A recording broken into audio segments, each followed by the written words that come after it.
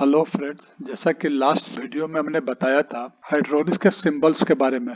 आज मैं hydraulics basic के बारे में बता रहा हूं और उम्मीद करता हूं कि ये बेसिक जानने के बाद आपको और थोड़ा इंटरेस्ट ज्यादा आने लगेगा। तो सबसे पहले तो ये मैं बताना चाहूँ कि हाइड्रोलिक्स वर्ड आया कहाँ से। हाइड्रोलिक्स वर्ड दो वर्ड से बना हुआ है, हाइडोर plus ऑलस।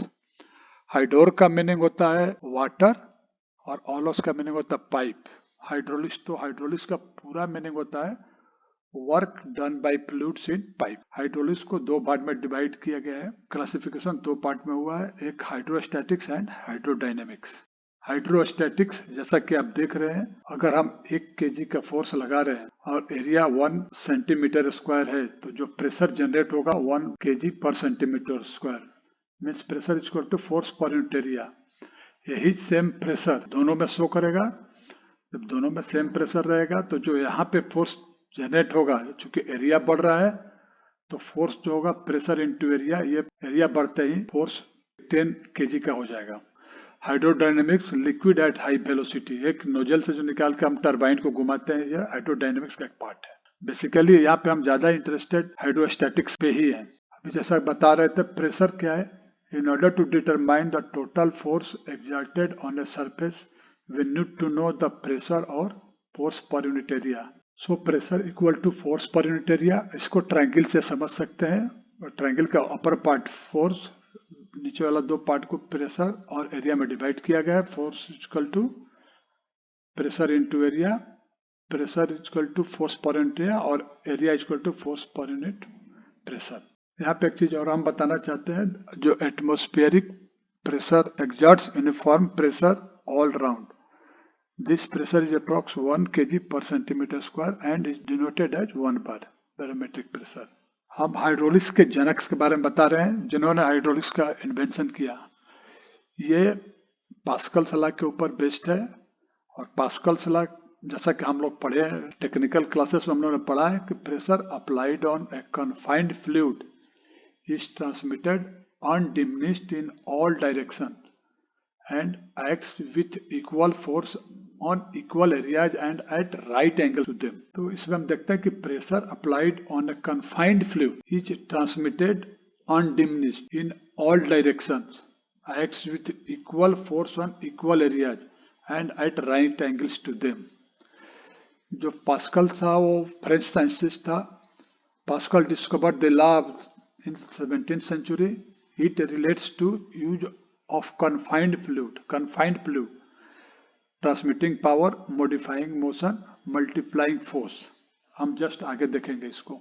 This is Pascal's law. एक कन्फाइंड बोतल में एक फ्लूइड बढ़ा हुआ है जिसपे ऊपर हम एक फोर्स F1 लगा रहे हैं और एरिया A1 है, तो जो प्रेशर जनरेट होगा फोर्स पर यूनिट एरिया। लेकिन अब यही फोर्स जैसा कि बताया कि undiminished in a confined fluid and it acts at right angles। तो यहाँ पे जैसे एरिया बढ़ेगा फोर्स हमारा मल्टीप्लाई हो जाएगा, लार्ज एरिया पे फोर्स ज्यादा हो जाएगा with same pressure.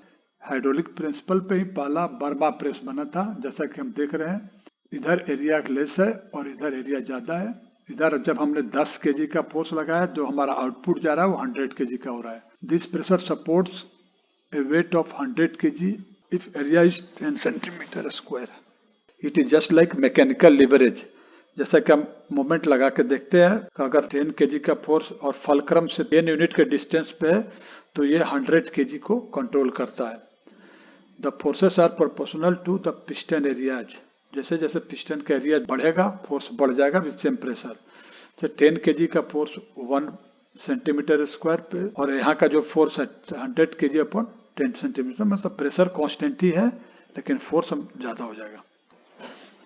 It is certified by law of conservation of energy. जो 10 केजी का फोर्स हम 10 सेंटीमीटर पे लगाते हैं तो हमारा जो वर्क डन होता है 10 KG into 10 centimetre, 10 KG centimetre, क्योंकि work equal to force into distance होता है, डिस्प्लेसमेंट होता है। लेकिन जब हम इधर आते हैं तो law of conservation of energy से क्या होगा, एनर्जी तो टोटल कांस्टेंट रहेगा, तो W work equal to force into displacement. तो अगर हम 100 केजी का फोर्स लगेगा तो उस समय एरिया में 1 सेंटीमीटर होगा, 100 केजी सेंटीमीटर सेम होगा। This proves that energy can neither be created nor destroyed. What is gained by force is sacrificed in the distance moved. अभी हम एक बहुत इंपॉर्टेंट चीज बताने वाले हैं, प्रेशर कैसे जनरेट होता है। जैसा कि हम लोग जानते हैं कि पंप, बहुत लोगों के साथ ये कंफ्यूजन रहता है कि पंप का फंक्शन क्या है। Pump is basically generates flow. ये क्या करता है, इलेक्ट्रिकल एनर्जी को प्रेशर एनर्जी में कन्वर्ट करता है, फ्लूइड को ट्रांसफर करता है, फ्लो बढ़ाता है, लेकिन ये it is not responsible for pressure. अभी देखिए जैसा कि नो रिस्ट्रिक्शन में यहाँ पे एक पंप चालू किया, एक सिस्टम में हमने रिलीफ बल्ब डाला है, यहाँ प्रेशर गेज डाला है और फ्री फ्लो जा रहा है, तो यहाँ पे हमारा प्रेशर गेज का रीडिंग 0 है। लेकिन जैसे जैसे इस वाल्व को हम बंद करना शुरू करेंगे, यहाँ पर रिस्ट्रिक्शन देंगे, प्रेशर जनरेट होना शुरू हो जाएगा।